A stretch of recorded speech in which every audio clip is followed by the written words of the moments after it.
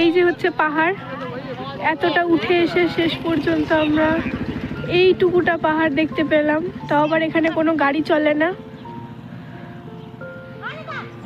ভিডিওর ফার্স্টে আমি তো তোমাদের বললামই যে আমাদের কতটা হাঁটার পরে এইটুকু পাহাড় দেখতে পেয়েছিলাম। তো মা মানিরা এটা নিয়েই তখন রাগারাগি করছিল। তো মা জিজ্ঞেস করে সেটা কি বললো শুনে নাও। আমিও পারছি না,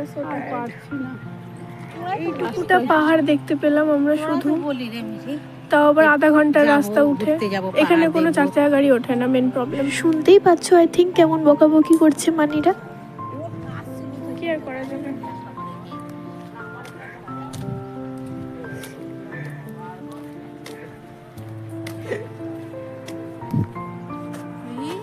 কি কষ্ট হচ্ছে?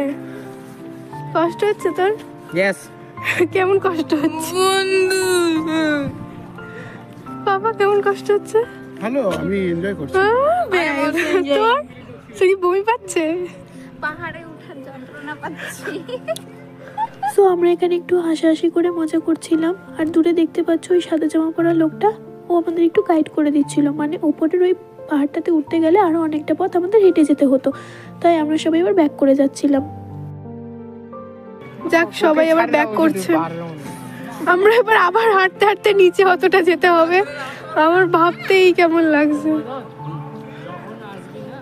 মেনলি আমরা যেখানে গেছিলাম সেইখানকার পাহাড় অন্যান্য জায়গার পাহাড়ের মতো একদমই না, অনেকটাই রুক্ষ শুষ্ক আর ড্রাই।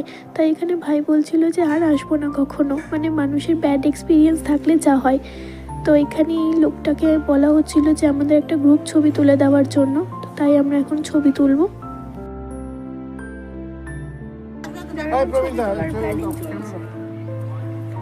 ছবি তুলি, পরে দেখাবো।